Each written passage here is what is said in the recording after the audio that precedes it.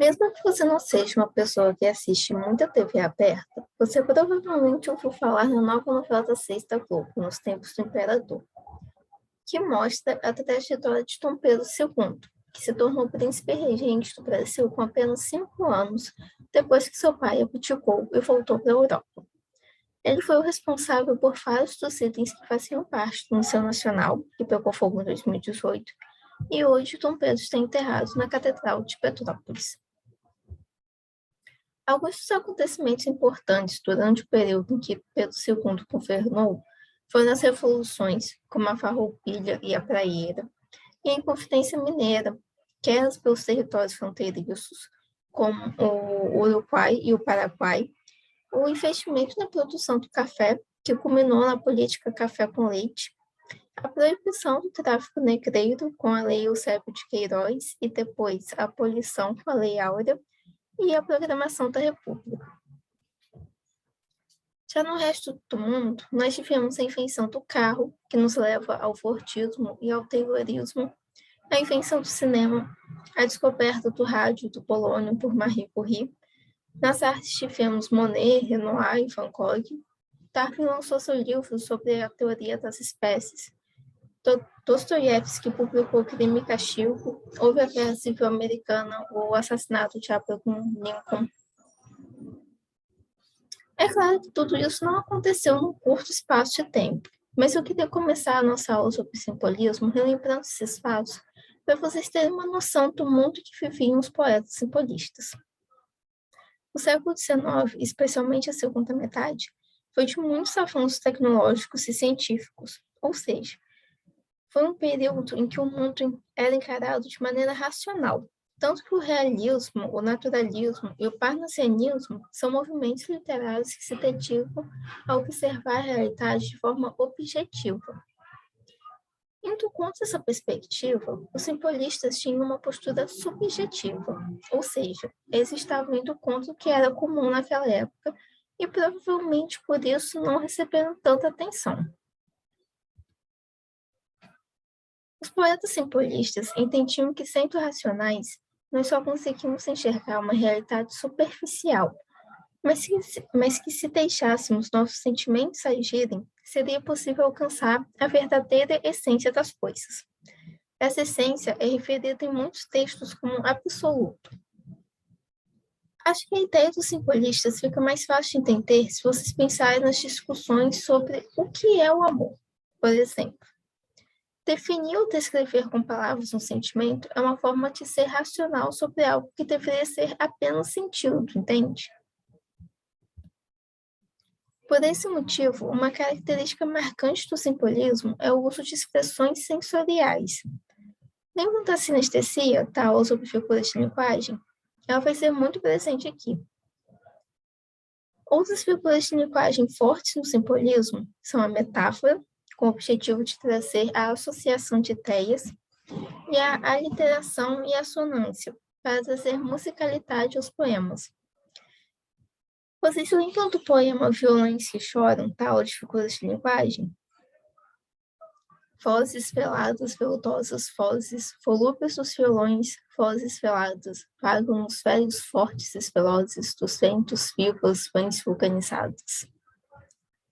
Esse poema de Cruz de Souza faz parte do simbolismo e apresenta muito bem a figura de linguagem aliteração, que é a repetição dos fonemas consonantais.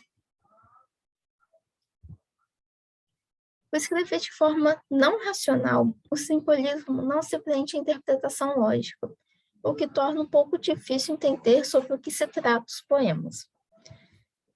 Para alcançar esse objetivo de não racionalismo, nós temos os versos livres, uma sintaxe simples e vocabulário vago, como no poema Ser Mulher, de Gilga Machado.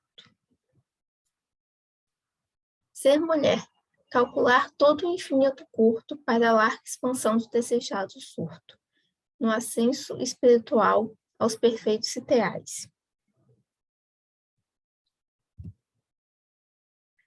Mas lembrem que essa é uma característica e não uma regra, então é possível encontrar poemas do simbolismo com rimas e metrificação, como é o caso de Cárcere das Almas.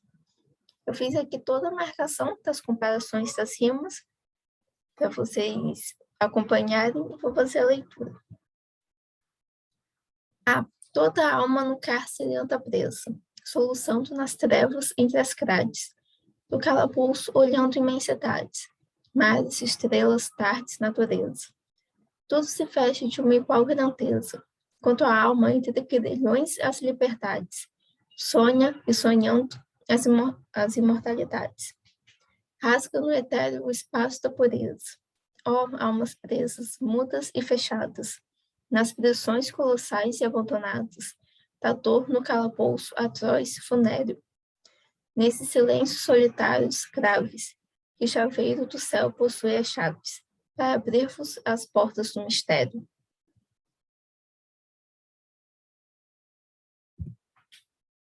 Como eu havia comentado antes, o simbolismo é contra o racionalismo e o cientificismo, o que acaba por gerar um afastamento da sociedade da época. É como se os poetas simbolistas quisessem fugir da realidade, então eles se voltam para a espiritualidade e o misticismo. Por isso, uma temática frequente é a dicotomia corpo versus alma, ou seja, a oposição entre o mundo material, que é negado pelos artistas, e a valorização do plano espiritual. Por exemplo, no poema Longe de Tudo, de Cruz de Souza, na primeira estrofe ele traz a ideia de liberdade e paz que a alma possui, enquanto na segunda estrofe ele apresenta o corpo humano, o mundo material, como trágica miséria. É livres desta vã matéria, longe nos claros astros peregrinos, que havemos de encontrar os dons divinos e a grande paz etérea. Cá nesta humana e trágica miséria, nestes surtos abismos assassinos, teremos de colher de atroz destinos a flor apodrecida e deletéria. Ó, desculpa.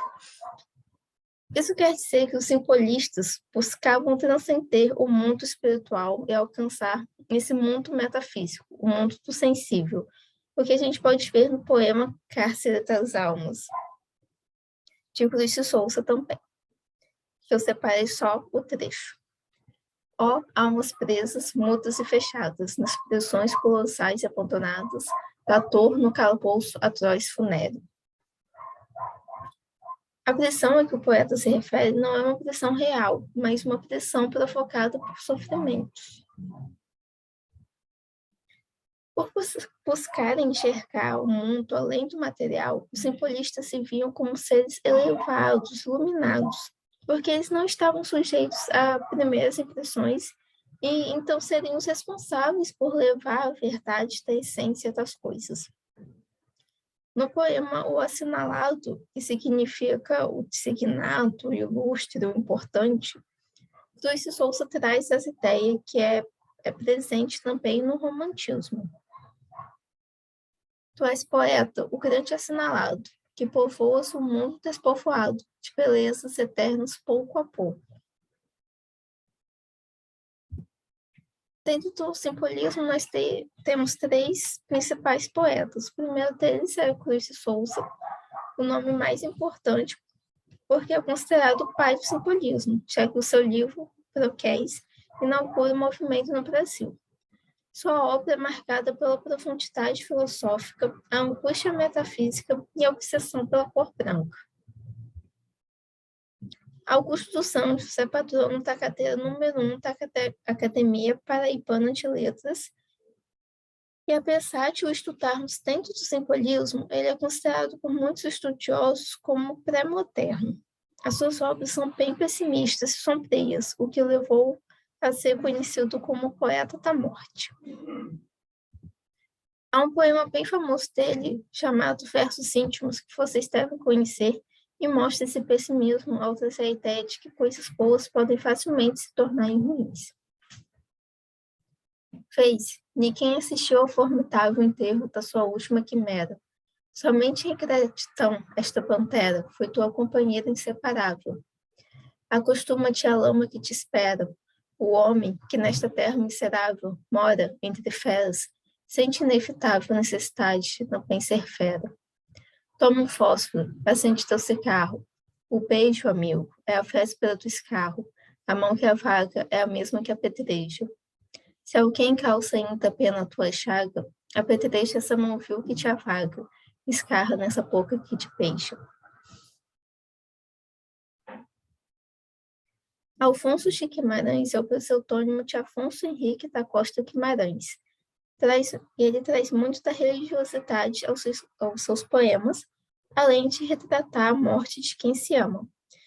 Assim, o sofrimento, a sensibilidade e o misticismo são marcas da sua obra, que traz características do arcaísmo, do romantismo e, claro, do simbolismo. É o autor do poema Ismália. Quando Ismália enlouqueceu, pôs-se na torre a sonhar. Viu uma lua no céu, viu uma lua no mar. No sonho que se perdeu, banhou-se todo em luar. Queria subir ao céu, queria descer ao mar. E no desvario seu, na torre pôs-se a cantar. Estava longe do céu, estava longe do mar. E como um anjo penteu as asas para voar. Queria a lua do céu, queria a lua do mar. As asas que Deus lhe deu ruflaram de par em par. Sua alma subiu ao céu, seu corpo desceu ao mar.